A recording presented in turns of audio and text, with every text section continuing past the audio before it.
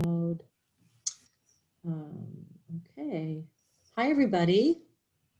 Welcome to LinkedIn Basics and Best Practices with Bruce Bennett, career coach Bruce Bennett. My name is Nina Kenny. I plan the programs for the library, and I'm very happy that you made some time to join us tonight. As I said early on, we are in Zoom's webinar platform. That's why you can see Bruce and I right now, and we just can't see your faces, but we know you're there. I'm dating myself, but it's like romper room. See, I can see people.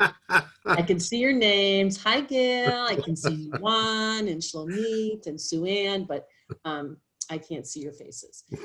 So we are recording this program, and Bruce did a program last month called Resumes, Cover Letters, and Applying Online.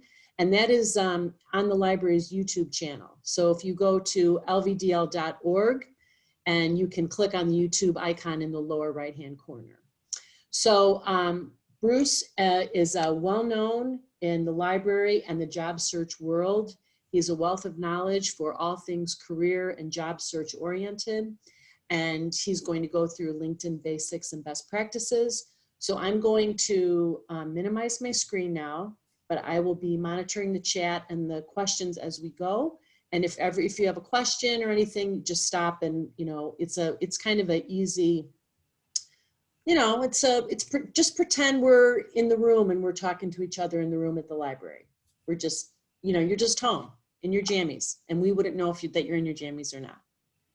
Okay, so I'm gonna stop my video, mute myself, and I'm also gonna push to Facebook Live. Okay, it's a small, intimate gathering, so if you have questions, or you're not sure how I got someplace or whatnot, feel free to raise your hand or ask a question. I'll be happy to kind of cover it. Just a little information. There's the Zoom controls. You've probably had many Zoom meetings, but you have the capability of creating the toolbar by moving your cursor, and then like using the chat feature down here and stuff, which is a very easy thing to do, and something like this can make it real easy to ask a question. Now, a couple of quick things. You probably don't know me, maybe you might have heard of me, but my background is in media and marketing research. I've been a manager for many years, more than I care to admit. And I learned a lot of human capital knowledge through interviewing, resume reviews, performance appraisals, coaching and developing individuals. So I really enjoy helping people in job search transition, as well as people who are already in a job, but maybe they want to try to do better business development or other things like that. I work at the McHenry County Workforce Network as a volunteer, and as a contractor. I do about 4 presentations a month. And additionally, I am now currently running their Network to Success Job Club, which meets about once a month. And there'll usually be a presentation followed by some chit chat, if you will, about the job search process, how it's working for individuals, how it's not working. So we get in network and share a little bit about what's going on in our job search process. I also blog and also podcast with Bruce Bixler. He's another well-known Northwest Chicago career coach. And I do presentations like this at different libraries, although now with COVID-19, it's all virtual. So some general notes for today. My contact information will be on the last slide that we share. And then also this presentation file will be available on SlideShare. And if you don't know what that is, I can cover that briefly. It's a repository of different presentations, different media, documents, whether it's a PDF of your resume or maybe some work examples. Can be a number of different things. But it's slideshare.com. It used to be a part of LinkedIn, but they spun it off about 2 months ago. And you can find many presentations there. In fact, If you look for me on SlideShare, you'll probably find over, I'm just going to say over 100. And in fact, the one that I did for the library here is available there as well. So it has hyperlinks in it that you might find helpful. The workshop is interactive. Again, questions, let us know.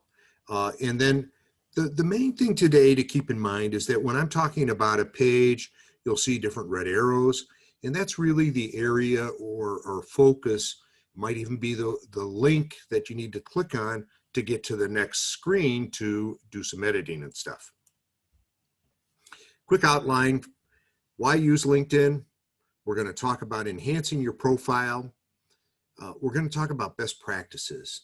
And those do change from time to time because LinkedIn is always changing. We're going to talk about building your network because it's important to have, if you will, an advocacy group for yourself. And that's what you can think of as your LinkedIn profile, and having a network of connections that you've either done business with or you'd like to do business with, or they've had some good comments or information out there that has really resonated with you. We're going to spend a few minutes on searching, just showing you some of the different options that are out there. And we'll spend a couple of minutes on settings, although to be blunt, you could have 2 or 3 hour session on just settings alone. Now, some goals for tonight is really to recognize the difference between a resume and a profile. And of course, most people think that a resume should be a page, maybe 2 pages max. But a LinkedIn profile isn't on a virtual page, or isn't on a printed page, it's more virtual. So you're not limited to having like 2 pages. The other big key thing with a LinkedIn profile is that you're providing usually some sort of visual stimuli, or that you're doing some kind of activity that is related to your profession or industry. And we'll talk a little bit more about that under the best practices. The other big goal for tonight is really to understand how to build a compelling profile. And then also, people are always looking at Indeed or, Career Builder, Monster.com. But if you're in a serious job search, you're really doing yourself a disservice if you haven't created a job agent on LinkedIn. And then, of course, one of the other goals is really to get an understanding of how you can research employers on LinkedIn. Okay, why use it? Over 700 million people are using LinkedIn. And they share ideas, exchange information, become an advocate for a particular industry or company, or maybe a couple of individuals. And of course, last but not least, it's really about finding some opportunities. And those opportunities can be in business development, that you're trying to make sales, or that you're trying to land a job. You can kind of think of LinkedIn profile as a virtual resume. But what you're doing too is creating an internet presence. And last month when I did the resume presentation, I really kind of talked about how more and more employers are looking to online to verify that they're making the right selection with a candidate and such. It's easy to get connections through LinkedIn. It's easy to research an individual or company. If you have an upcoming interview, I would always encourage you to look as much as you can at the company, and then try to find out who you're actually going to be interviewing with, and look at their profiles. And there's nuggets there for the taking. Maybe they might have been at the same alma mater. So there's always things. And of course, if you're in job search, you want to find those opportunities for a new job, they're there on LinkedIn. And of course, the bottom line is using LinkedIn to network. Okay. So here's my basic profile. It looks a little different today. but if you'll notice, I have this open to work little circle here. It's an option that you can use to highlight to other LinkedIn users, as well as LinkedIn recruiters or recruiters who are using LinkedIn as their primary means or source of talent.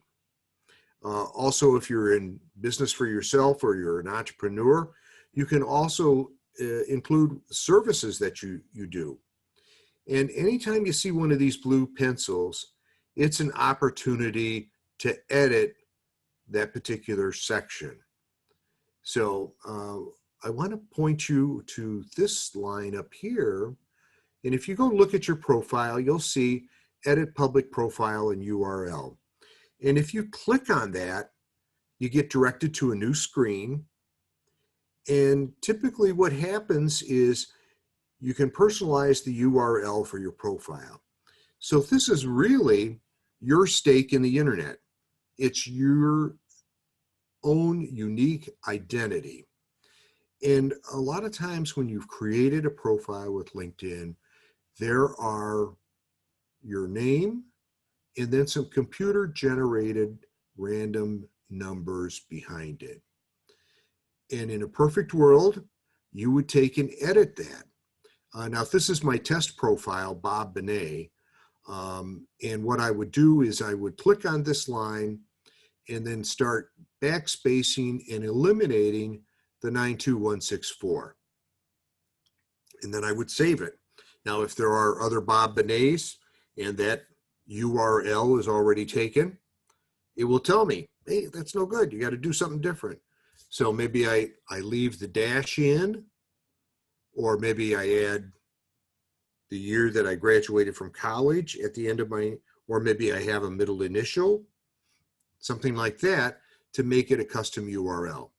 So then after you've gotten rid of the computer generated numbers, you've got something very simple. And so here is like my real LinkedIn URL. And it's a kind of thing that you want to use liberally, just like salt over all of your food. Of course, doctors will tell you not to do that, but if you're around my family, the salt shaker usually gets emptied pretty regularly. But you want to use this hyperlink or this URL link on your resume, put it on your cover letters, business card, and you can have a business card when you're in job search, job applications, and more importantly, an email signature. Once you've taken the time to develop a profile to market yourself, and that's basically what you're doing, you want to broadcast and put that out as often and as frequently as you can. Okay. And then, of course, on this page, once you're done editing it, you'll say, hey, come back to LinkedIn. Again, this blue pencil, anytime you see it, it's an editing tool for your use. And a lot of times people have just a plain blue background here. They haven't customized this banner. And the reason to kind of customize it is that, think of it as a billboard. In fact, a connection that I recently developed earlier this year put out a post about how the banner is like a billboard going down the highway. When you have something on it, it's going to garner attention. And when it's a blank billboard, it's a lost opportunity. So, and some people make the leap of faith that I'm a landscaper, but actually this is part of my blog and my positioning and branding, because this is on my blog and it's on my presentation, business cards and such. So that's the story behind there. But if you wanted to add that, you just click on this little blue pencil up here and you can upload a photo and you can zoom in on it.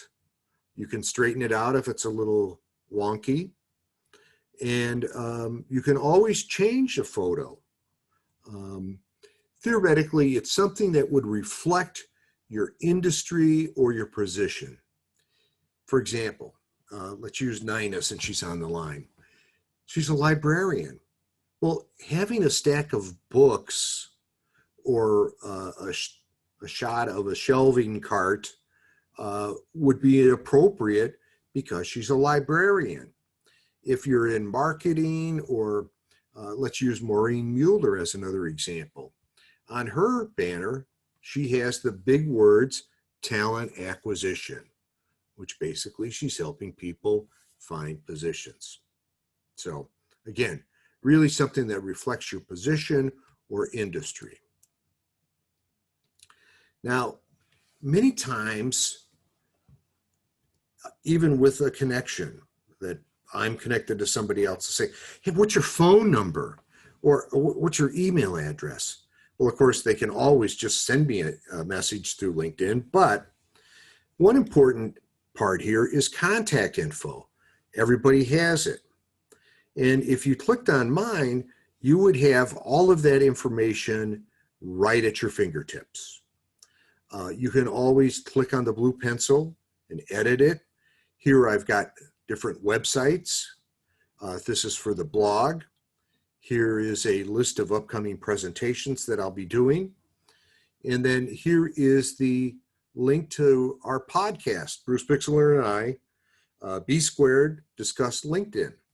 And so we'll have anywhere from 5 to maybe 15, 16 minutes where we talk about a certain LinkedIn topic. And those are put out once or twice a month and such. Even being retired, you'd be surprised at how busy you can be at times. So again, here's the phone number and my email. One of the things that you'll notice too is here's the URL. And again, use it often.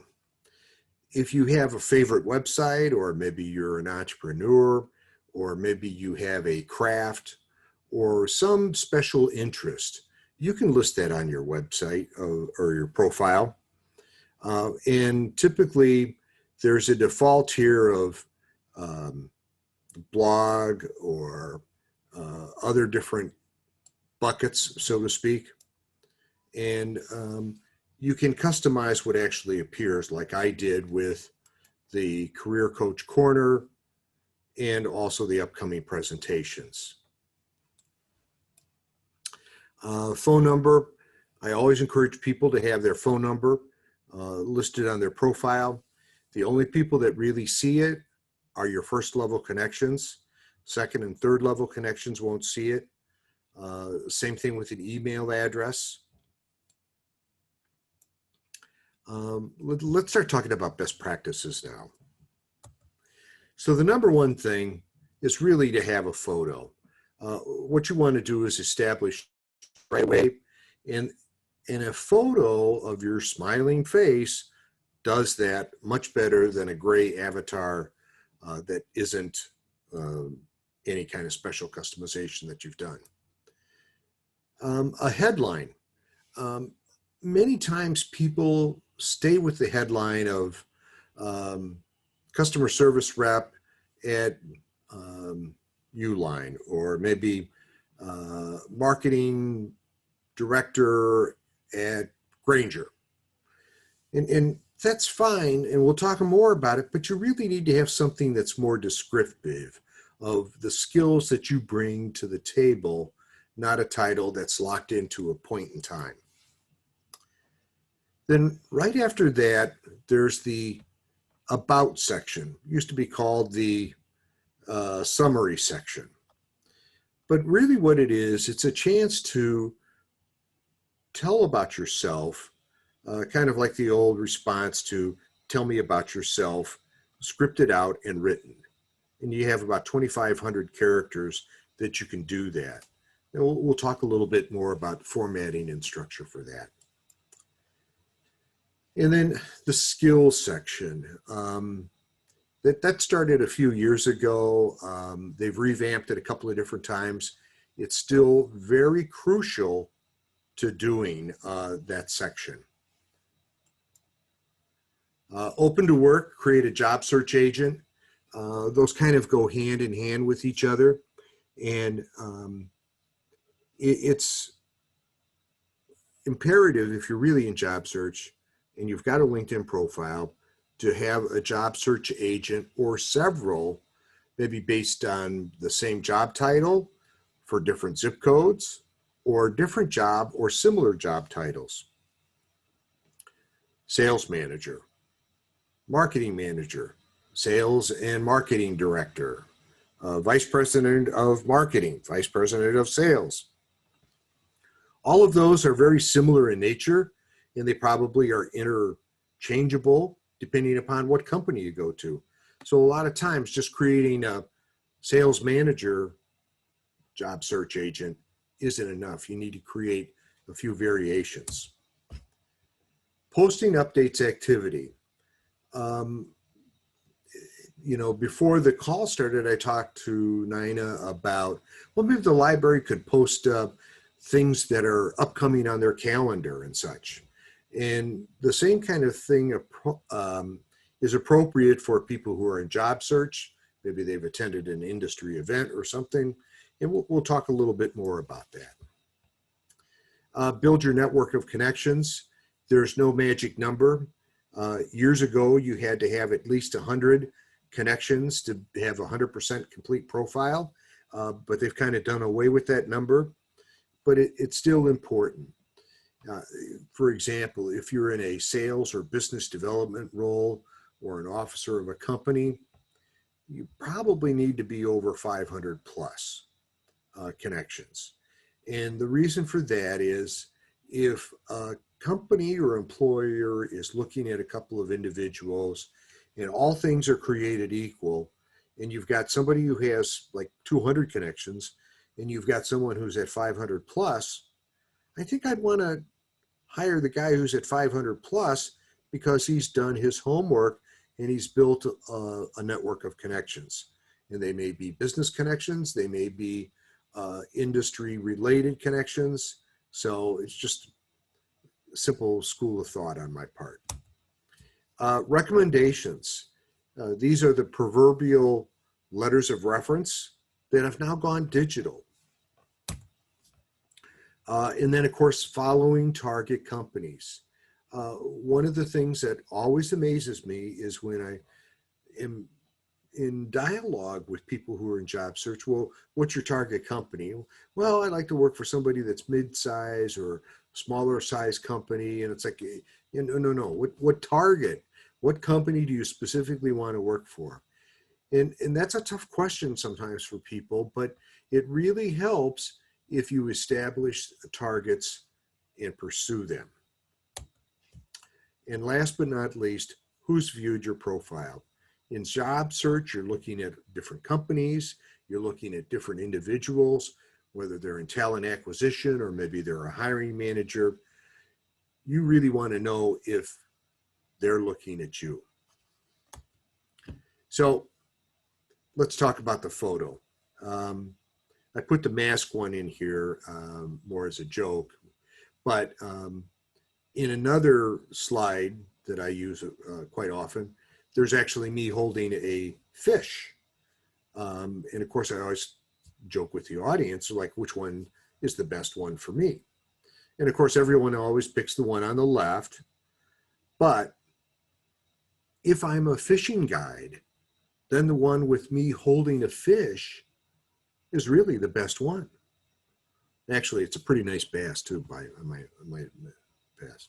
So anyways, you want something simple, basically just a passport size photo, ideally a contrasting plain background.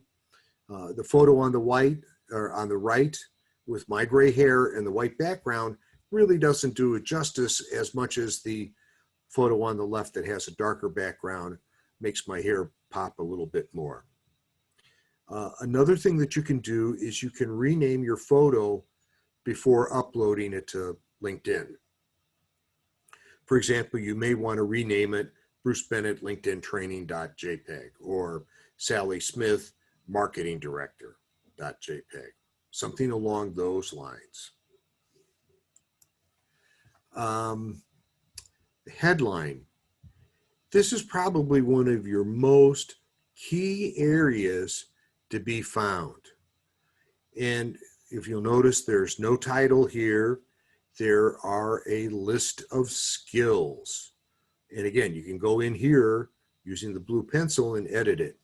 Now, LinkedIn recently changed it. It used to be limited to 120 characters, and that includes the spaces and the divider between each of the skills.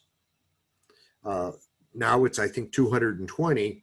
So previously it was ending at blogging, but I felt delivering workshops, PowerPoint, CRM, social media is all appropriate. And one could make the case, hey, you should put Zoom in there as well. It's not like I'm a Zoom master, but I've been doing a lot of Zooms. Now, a couple of key things about the headline. You want to use those skills that you want to be found for. You never want to use searching or opportunity in the headline. Save that for the about section. And also, from time to time, LinkedIn will release overused buzzwords. And a year or so ago was all these specialized, experienced, skilled, leadership, passionate, yada, yada, yada. And I kind of agree. Those really don't add to the value. Although I take exception to the leadership. I think that that is a valid buzzword or skill.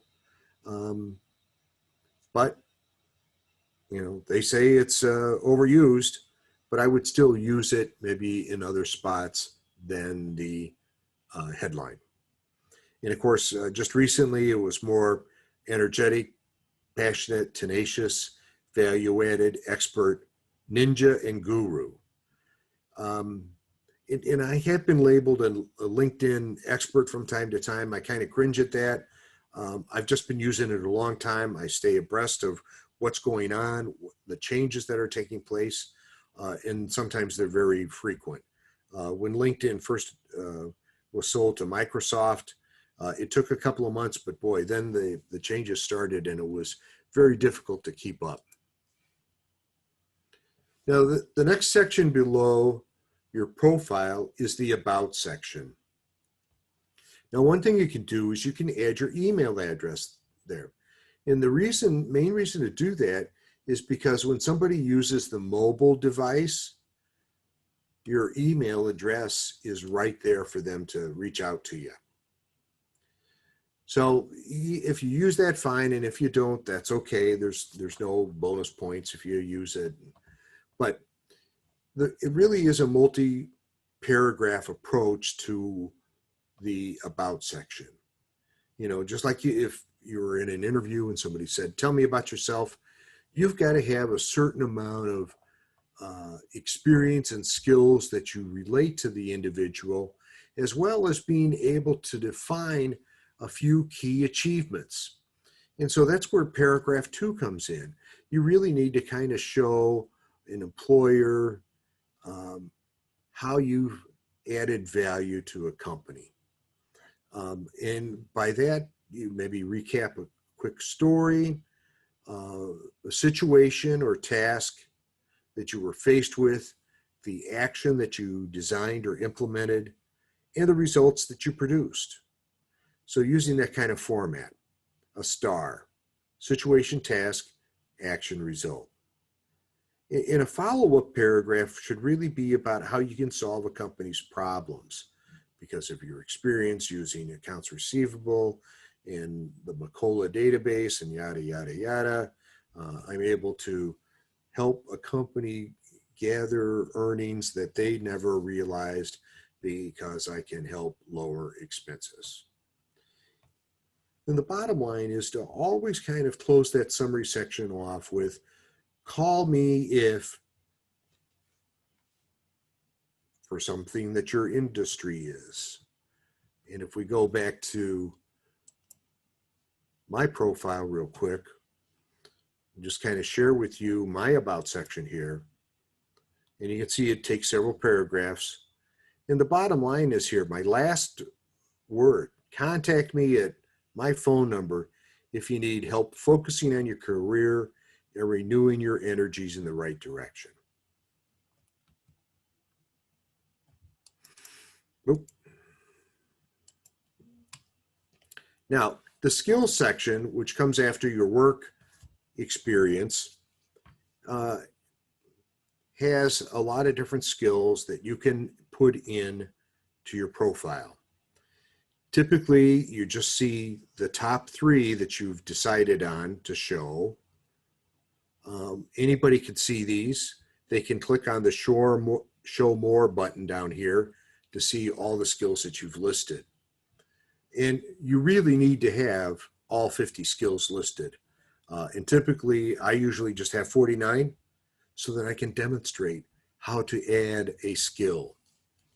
And you can add a new skill by clicking on this hyperlink. You can also reorder how the skills appear on the screen as people view it. So for example, we're going to add a new skill and we start typing in customer. And LinkedIn then auto-populates different options that involve customers. Customer service, CRM, customer retention, customer experience. And if you notice, this scroll bar goes on quite a ways. Well, all you need to do is really click on this and it populates it. You still need to add it to your profile, but it will populate it in queue for it to be added. The one thing to keep in mind is that skills that are listed here towards the top are more widely searched for, found, and used than skills that have customer and they're maybe further down on this list. So ideally, you want to be using the top of the list. Now, if you want to reorder skills, you have these top 3 skills that are listed. And you can select any of these and move it to down here simply by clicking on the blue pin, and it automatically gets lowered into the other section. And then, for example, if I wanted to do social media, I would just click on that gray pin and it would be automatically moved up to the top 3. And that's what's displayed for everybody to see without clicking the show more. And of course, even with this section, you can always move things up. So I could take and click on this little hamburger symbol, as they sometimes call it, and drag it up to the top and move customer satisfaction to the top. Does that make sense for everybody? So it's really imperative to add your skills to your profile. And you might ask, why is Bennett talking about it so much? I've got a few skills listed, but you really want to try and hit all your skills. And this is why I emphasize skills and using them in your profile.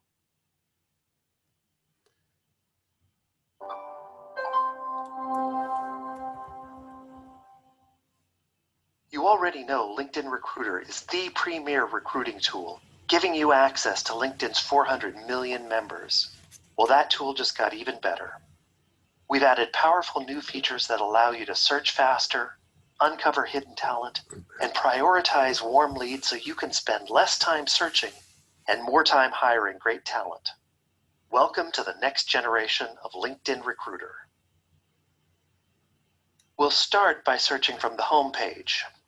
You can still enter a Boolean string to target your search, but now Recruiter offers 2 powerful new ways to start your search quickly and effectively.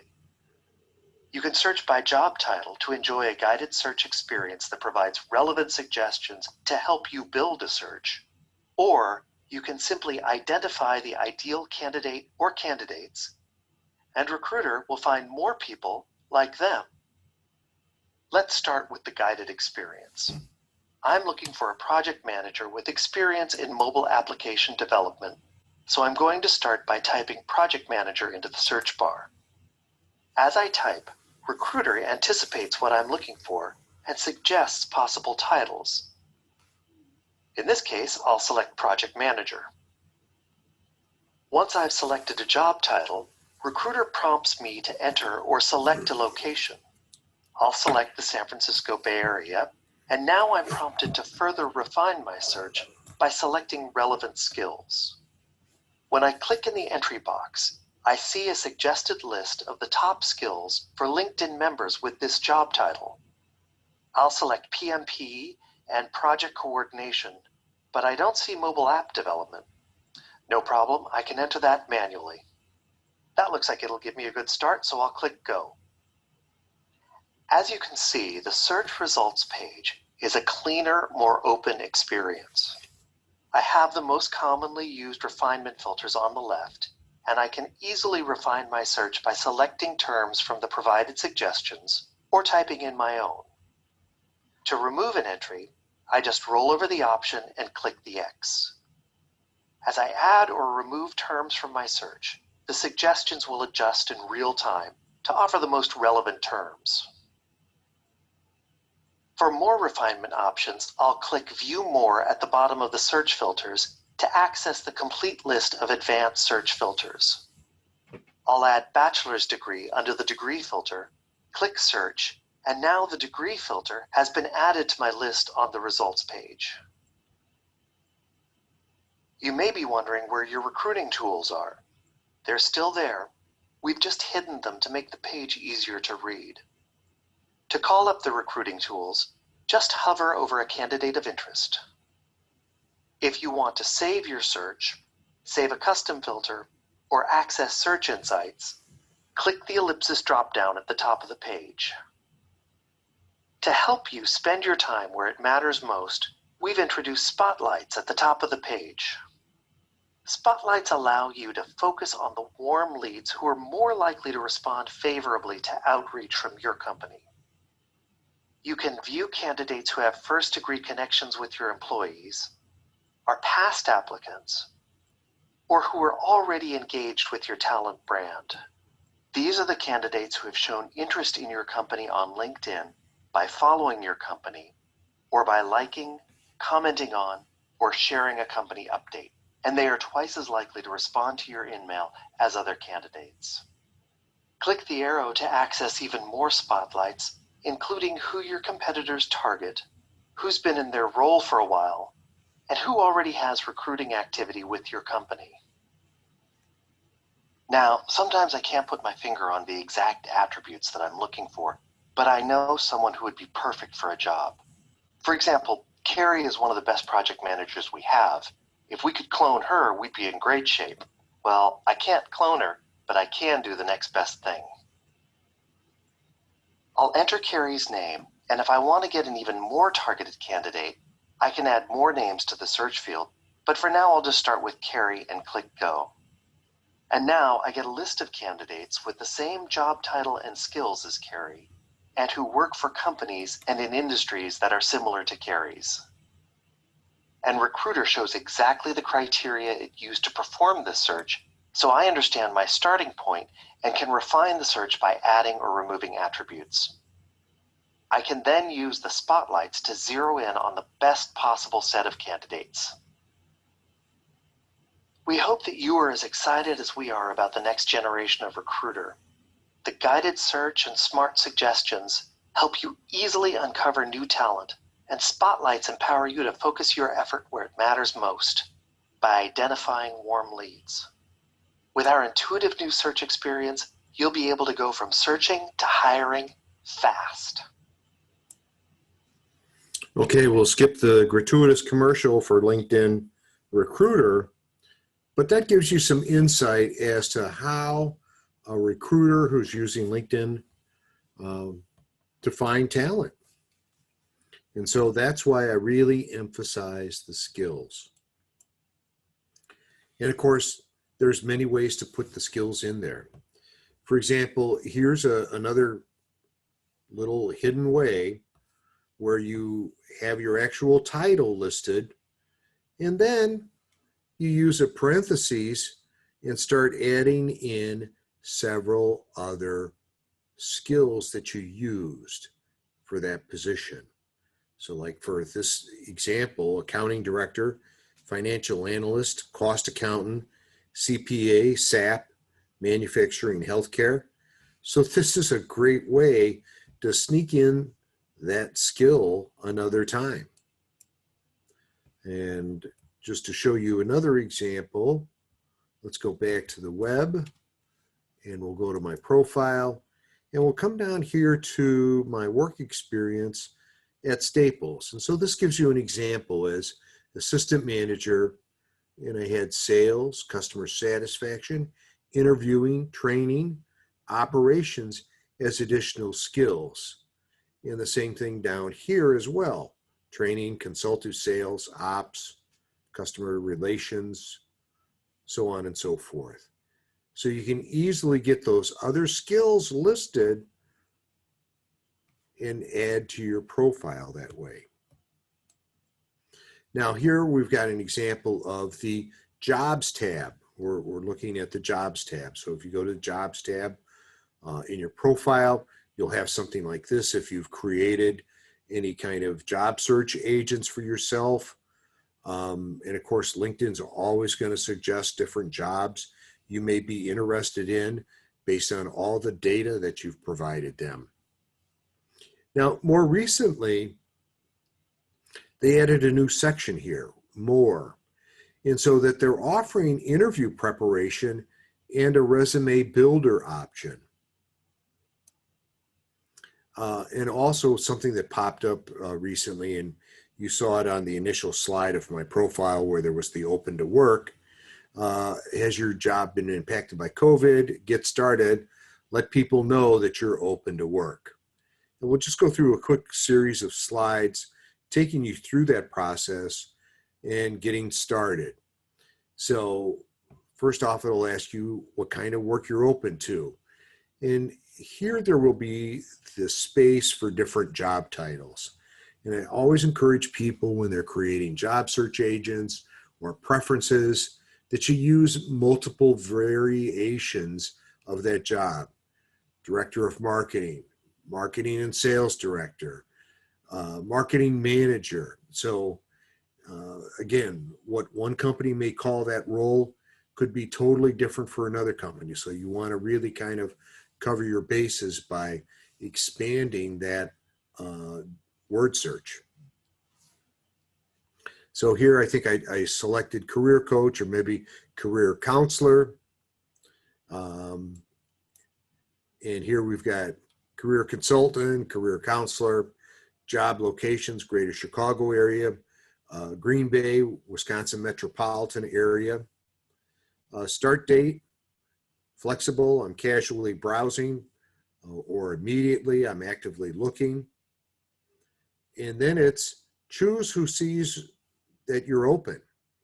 And that is a drop-down box that shows, and that's probably the next screen, because this is job types, full-time, contact, and such. And so there we're going to share it. And you have two options: to share it with all LinkedIn members, and you have that OpenToWork photo frame, or you can just let only recruiters know, and they can then have an idea and such. So the question came up about would that be viewable by your boss? And of course, anybody, if you check or select all LinkedIn members, they would see it.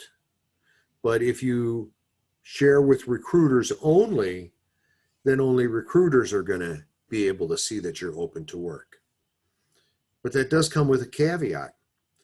If you work for a major company, odds are they have someone in their human resources department that is social media savvy and is looking for people and could easily discover that you're open to work.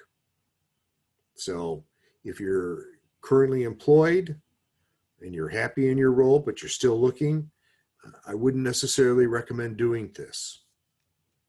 If you're in a smaller company, then definitely use LinkedIn recruiters, but not open to everybody. And of course, you finally, when you've gone through all the selections, you go to add to profile, and then it's confirmed that you want to add this to your profile. And then it gives you an option to notify your network, which would be like that first selection as opposed to just letting recruiters know. And so you can start a post, and it basically says something like this: "Hi everyone, I'm looking for a new role. Would appreciate the support. Thank you in your advance for custom blah, blah, blah, blah, blah." Now, you can blast this out, but I would almost edit this because this was all scripted by LinkedIn. "I'm looking for a role in customer service where I can help a company improve their standards and deliver a superior customer service experience," or something along those lines. "If you know of any roles, please keep me in mind. Let me know." And then you just hit post. And of course, the other thing here that I should comment on, and I don't have any red arrows, is this OpenToWork hashtag OpenToWork. So anybody who's following hashtag OpenToWork would have this appear in their feed. Or using another hashtag like hashtag customer service representative, if that's what you're looking for. Hashtags are a way to reach a larger audience. And so after I've done everything, there's this little box here that I've shared with everyone, and you would see more details. And there would also be this OpenToWork green banner around my profile photo. Now, let's talk job agent for a moment. And so it's very simple. You're back on the jobs tab here, and you go to the search box, you type in customer relations, and of course, look at all the different options that pop up. You select one, put in a zip code, hit the search button, and then you come up with a list of job postings that are on LinkedIn. Now you can create a job alert for yourself simply by flipping this little button here, and we'll see on the next slide what that does. But before we move on, I wanted to show all the different filtering criteria that's available. Experience level, maybe you're middle management, maybe you're a director or officer of the company.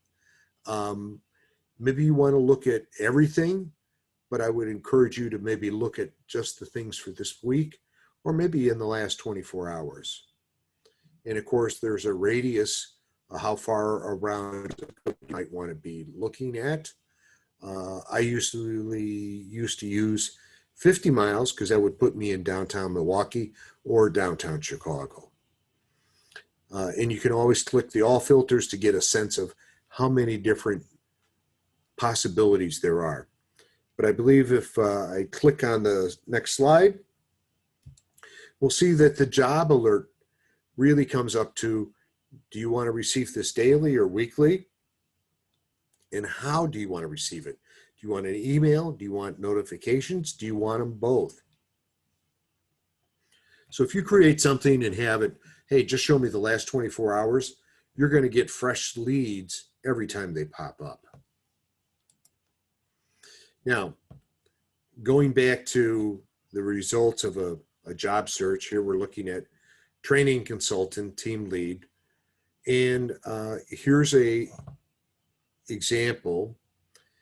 And you can see that there were 751 views. This was posted almost a week ago when I captured the screen. And of course, you can hit the blue apply button. That's going to take you to their company website. But I would note, hey, here's 41 people that have actually applied. And here are 2 connections that work at the company, plus 11 alumni from the University of South Florida that work there as well. So I would almost try to leverage these couple of connections or the former alumni that we went to the same alma mater, and try and get an employee referral from one of them. But okay, let's say there's no connections that you want to try, and you just hit apply. Well, LinkedIn's going to say, hey, do you want to share your profile? And you can do that very easily. In fact, I would encourage it. And most likely when you go through the process of applying to their company online, you'll upload your resume. It's already got the LinkedIn profile on it, but here's just another way to expose them to your LinkedIn. All right, and then another option that usually occurs, and I've seen this be used a lot, and then I've seen it like backpedaled quite a bit, and it's easy apply. And here it basically is just going to send the company a PDF of your profile and your resume if you're sending it. But I would always encourage you to look at the company's home website and look for that position there.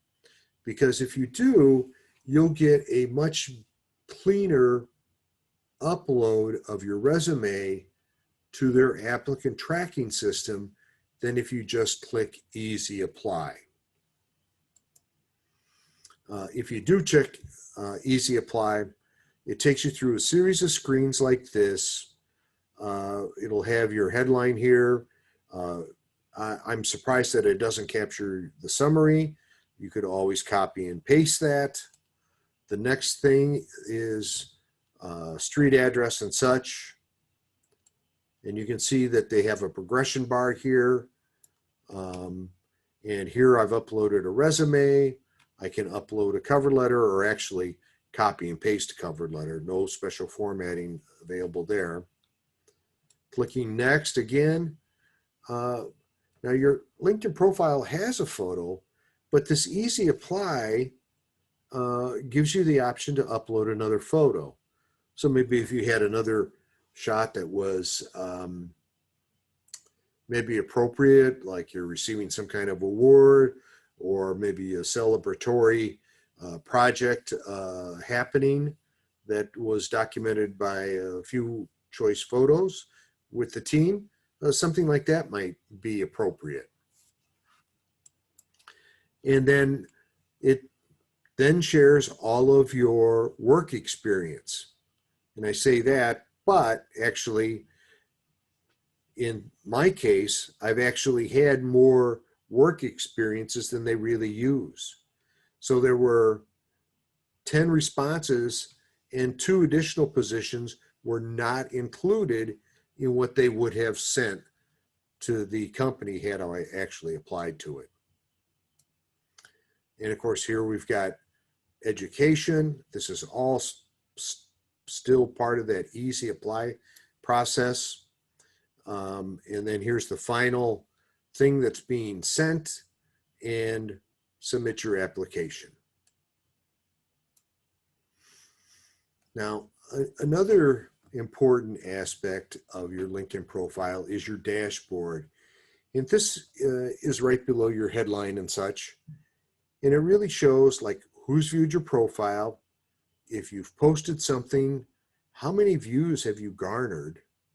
And another important aspect is how many times have you appeared in search appearances over the last week? And all of these are kind of interconnected.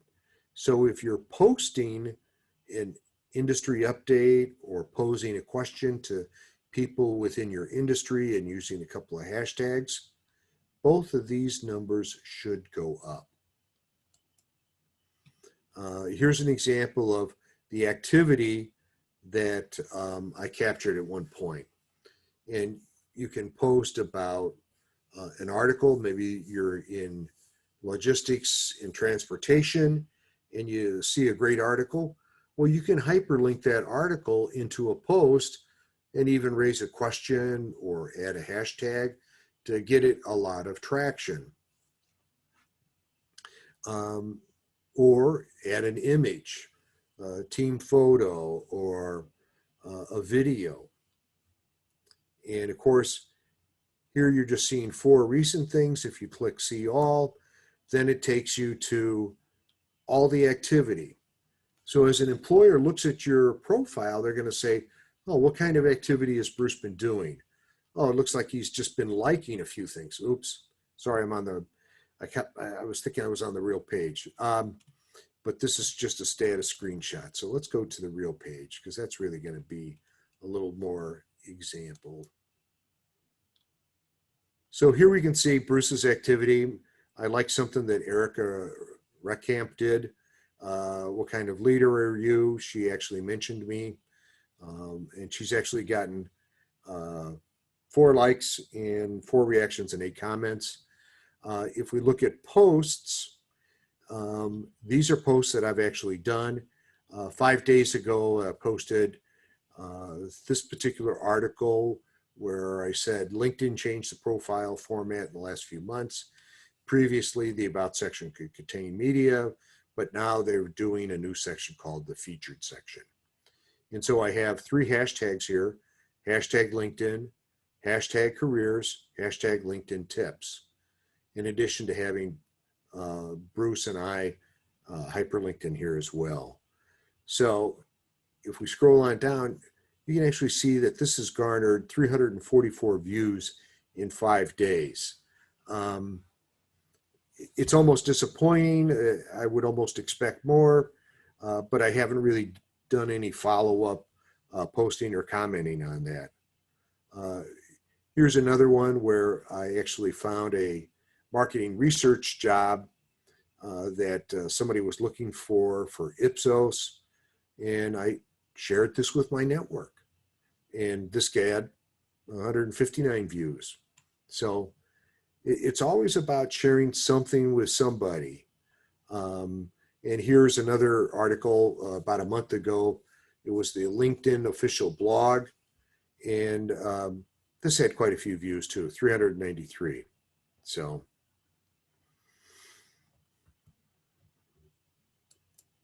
and so we kind of went through this a little bit. One of the things that it also provides is, okay, there were 147 views. Who viewed it? And so this gives you a little bit more of a breakdown so that you see that 3 people from Nielsen, 2 people from Lake County. You can see that 9 people with the title salesperson viewed your post, IT consultant. And of course, being in the Chicagoland area, it's natural to assume that about half of the people will be from that area. But even still, there was a lot of diversity here with New York City, Chicago Metro and stuff. And again, it will show you more information than is actually on the screen at one given time. Here's the featured section. And here you can see where I've posted these presentations on SlideShare. And SlideShare really stores files. You can have a work experience. You could have a PDF scanned in version of a letter of reference that you received. If you're in graphic design, maybe some marketing materials that you designed could be uploaded there, and you can hyperlink them here to your featured section. And then before we get into building your network, just to make sure everybody's understanding this concept, because I do get this question frequently. There are 3 levels: the first level, second level, and a third level connection. And so Vit and I are connected because we've exchanged information. We actually connected with one another. Now, Lauren Milligan, she's a resume writer, speaker, career coach. I've actually gone to a couple of her things. She has met me. We are not connected. We share several connections, but we really haven't actually connected on LinkedIn. So she's a second level connection. And for example, she could be connected to Vit and I could be connected to Vit, but we're not connected together. So she's still like a second level connection. But then there's the third level connection where there's no correlation or relationship at all. There's no LinkedIn group sharing. There's no mutual connections. And those people are a little tougher sometimes to connect with. Oh, I remember this slide. Building your LinkedIn network or not. Once in a while, you might get fooled. Somebody might be more of a business development person and trying to sell you something. And in that case, you may say, you know, I really want to remove them. So you can go to their profile, click on this little more button, and it gives you a drop-down box. And it can actually remove that connection. They don't get a notice. In fact, it's funny because now that I'm looking at this, I did connect with this individual. You can see that we were a first level connection. And shortly after I connected with her, she sent me a business development proposal. And it's like, I'm sorry, I'm not really interested in being sold to. So I came in here and removed her as a connection. And I could be wrong, but I think she just sent me another connection request. So I might have to go back and look at the recent invite that I just received in the last 24 hours, because I'm pretty sure it's her again. So anyways, you have a connection. It's not like till death do us part. You can always remove them. But it's easy to build new connections.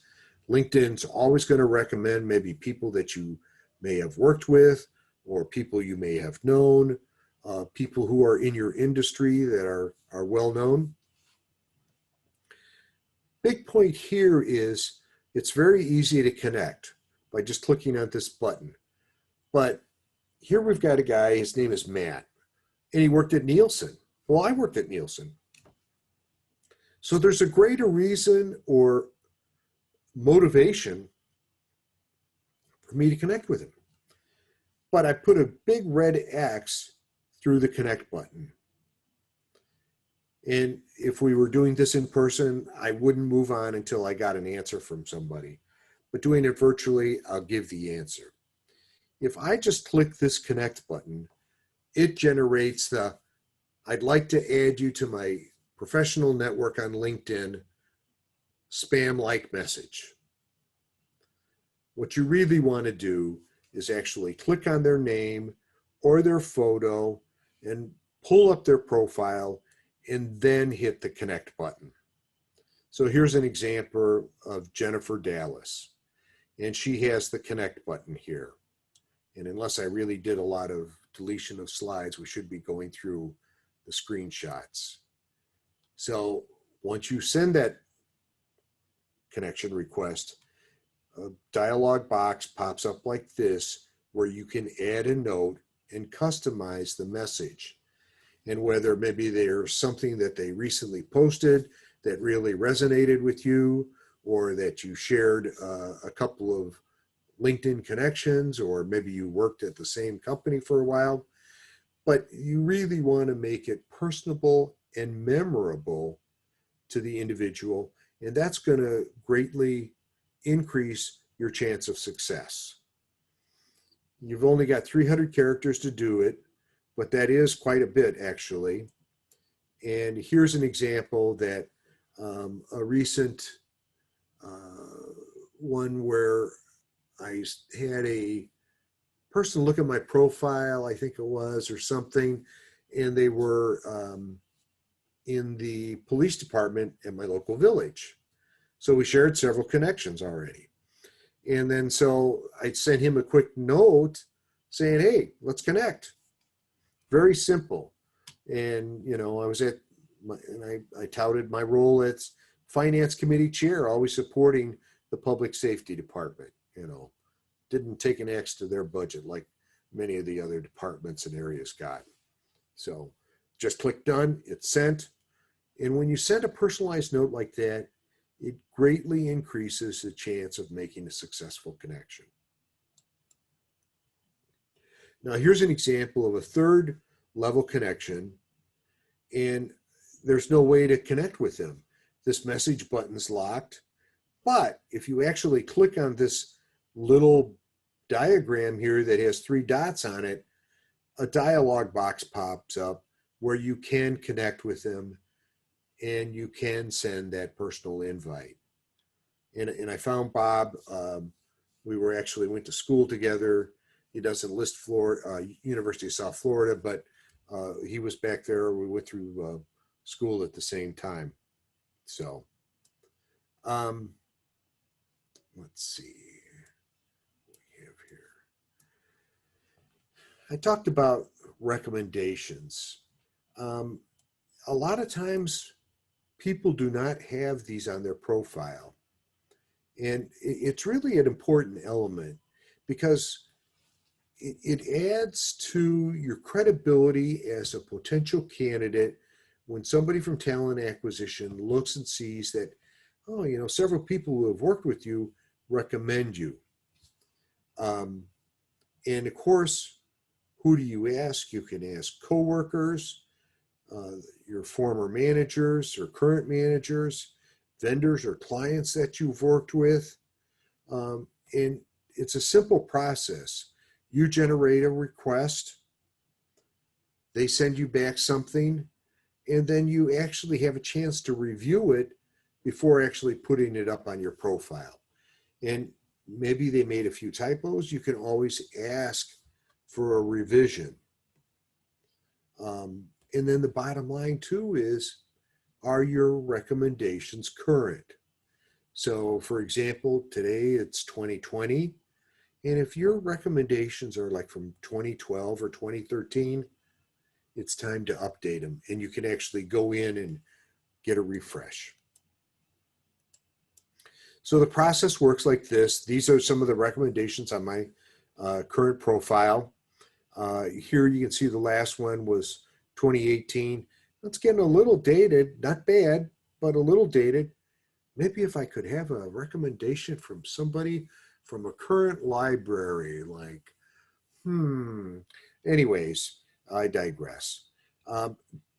One of the things I'll tell you too about recommendations is this is one of those things like the Christmas spirit. It's better to give than to receive, because as you give recommendations, more will come your way. And it's a simple process. Ask for a recommendation. And of course, when you do that, it starts off with, well, who do you want to ask? And as you start typing in a couple of letters for their name, a list comes up and you simply click on their profile.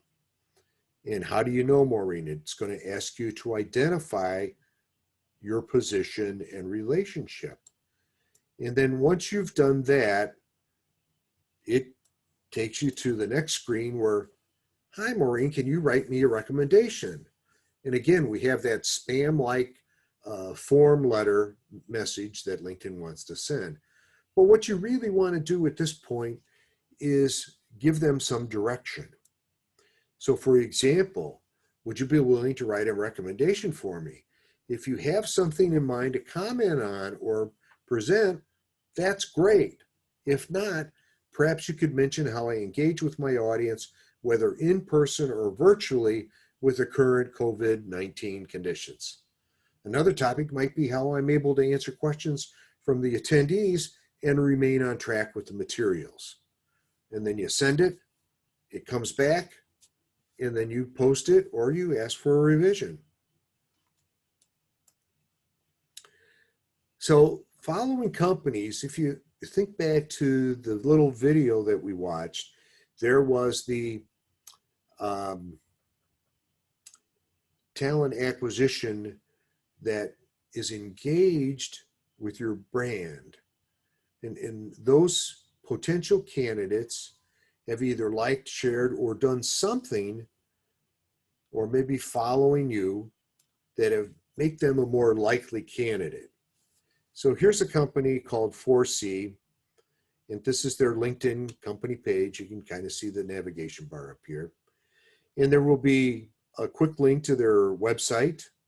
You can see that I'm following them. And of course, it's easy to stop following a company. They post different updates from time to time. And here, this is an example of one. Here, meet us at Engage 19 in Orlando. Here's another one that they did. So one thing I do look at is when I'm following a company, how often are they posting? So 5 hours ago and 1 month ago, well, that's a couple of times a month, right? So, but if some company's only posting once in a blue moon, how active is that company? They may not be a good target for me if they're not socially aware and pushing their brand. So another thing about following a company and going to their LinkedIn company page is a lot of times they'll have jobs listed. And here you can see that there were recent posted jobs for this company. Currently, it says they have 4 job openings. Find the one for you. Or at the very least, if you're really interested in this company, create a job alert for that company for yourself. So anytime that comes up, you get a quick notice of it. Who's viewed you? Now you can get there a couple of different ways from the home page here, where you click on this hyperlink, or your profile page. But with the free account, you're going to see only the last 5 people that have looked at you. And you'll click on that hyperlink, you'll see a little graph like this to show you how you've been trending. And quite frankly, since Labor Day, I've been very busy and haven't spent much time. So I'm not surprised to see that I'm in a downward trend. But these are individuals that have looked at me recently. And if you'll notice, several are first level connections. Here's a 3rd level connection, and I can message him, or I can't message him because it's locked. Here's a 2nd level connection. I could look at his profile and then connect with him. Now, this person decided to remain partially anonymous. They don't have a LinkedIn photo. So it's like, would I really want to try and connect with them? And let's see, I think we may have looked already, but let's take a quick peek. Let's go home and look, see who's viewed my profile.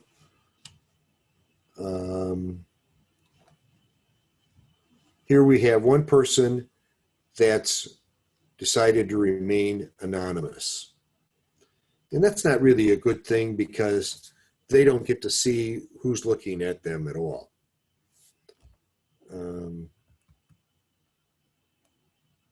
Let's go back. Now for searching, there are many elements that you can actually kind of fine tune your results with. So I was thinking of this as Sage products and Carry, and I was looking for them. So I typed in Sage and I went to see all results for Sage. And of course, you know, I defined it by the Chicago area because I know they're here. And now I see that, you know, here's a couple of people from Sage products. And, you know, but I'm not really seeing Sage products so much. So then I look at current companies and that comes up as now Sage products, now part of Stryker. So then I can hit apply, and that's going to show me all the current employees that are on LinkedIn. But the other thing, and going back to this, there are all kinds of filters that you can use. And when you click on all filters, you see stuff like this where you can actually put somebody's title in, talent acquisition, recruiter. You can have their company name and such. So you can really find people that may be hidden. A few settings to keep in mind are, number 1, you go to the Me tab, click on that, drop-down box comes up, and then you have settings and privacy. You go to that, and actually this is a new screen, They've changed it around a little bit. Name and location industry. In fact, the settings have totally changed in the last week. I created all new slides for the presentation, but you have account preferences up here, and choose your name, profile fields appears to other members, sign in and security, visibility, communications, data privacy, advertising. But let's look a little bit deeper into this. Let's look into account access under the sign in and security. And one of the things that you might want to do is add a secondary email address. Here you can actually see that I have 3. Phone number. One thing that's nice about having a phone number is a kind of a validation of login attempts. So adding a phone number, they send you a text, unless you've actually been from a trusted computer. Where you're signed in at,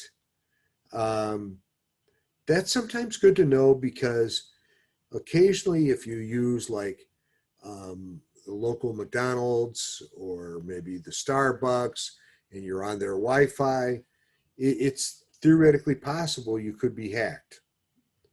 And if we come up to see just where I'm at, because I'm very curious about that, where I'm signed in at. It says I've got 2 active sessions. And it says I'm in McHenry and I'm in Campbellsport, Wisconsin. I don't even know where Campbellsport is, but I have to confess, I am up in Wisconsin at this point. So I would think of this as legitimate. However, if it showed that I was in West Virginia or maybe Los Angeles, I would want to sign out right away, because somebody else has tried to access my account from another location.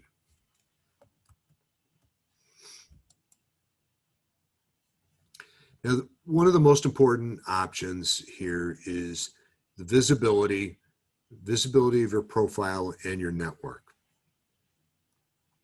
And if you click on profile viewing options here, you can see that I'm sharing my full profile. And here, when I look at you, you're going to see that, hey, it's Bruce Bennett. Here's my headline. There's my smiling face. The other couple of options that you have are someone that is semi-anonymous and then totally anonymous. The disadvantage to these 2 categories or these 2 classes is that when somebody looks at your profile, you'll never know. And conversely, when you look at their profile, they're never going to know that you looked at them. And I think that puts you at a distinct disadvantage when you're in a job search mode. So definitely let yourself be known.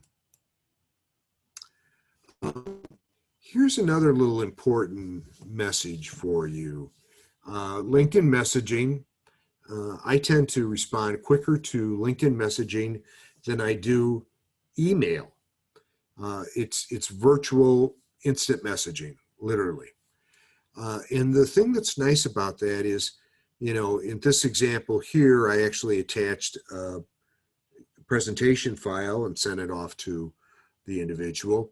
So you can attach a file, you can send an image or a GIF or an emoji.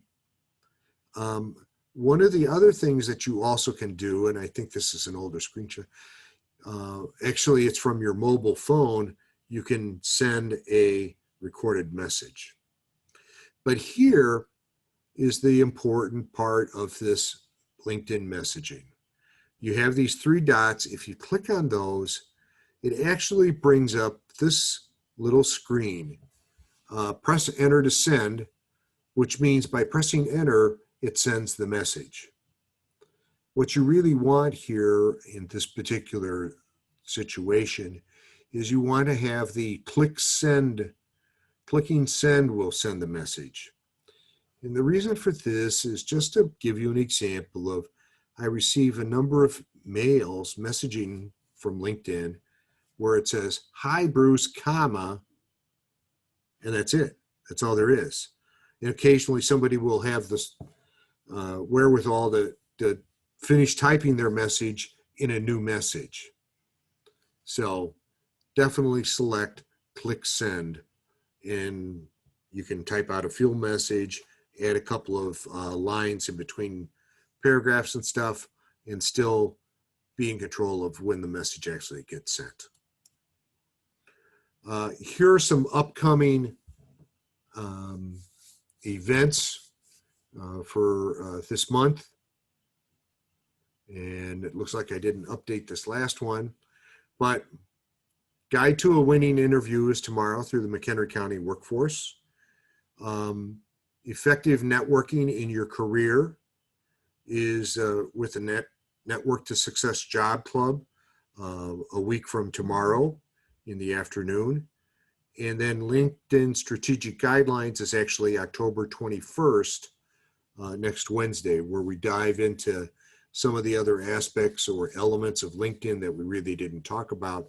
And for example, in LinkedIn Strategic Guidelines, I talk quite a bit about LinkedIn Mobile, as well as the use of hashtags and ampersand, giving you a little bit more direction and examples of how to use those and how to identify the good hashtag words to actually incorporate. So if you're in McHenry County, or even if you're in Lake, you can access the October career workshops and services. And then also Lake County has a similar type role as well. So throw it open to questions now, and feel free to follow up with me or connect with me on LinkedIn. Nina has recorded the session, so you'll have this as available as a reference. And I've uploaded the presentation to SlideShare, and we'll be sharing that link with Nina as well. So you'll have plenty of opportunity. So with that being said, what questions? We got a question from Sue. With the free version of LinkedIn, in order to see the last 5 who viewed your profile, you have to turn off private mode. Can you turn it off, look at who viewed you, and then turn it back on? Will that let you see who viewed you, or does the private have to be turned off when they view your profile in order to be able to see who viewed you? The private's got to be turned off. Because if we go back to that screen, let's see, let's go back in the presentation. Right here, selecting private profile characteristics or private mode will disable who's viewed your profile and erase your viewer history. So you won't know who's viewed you in the past at all. And this is with the free version. And unless you're stalking a spouse or an ex, there's really no reason to disable who's viewing your profile. But I get this question a lot, so it is a legitimate question. But I really discourage changing that setting. Be open. Great question. Another question that I normally get that I haven't seen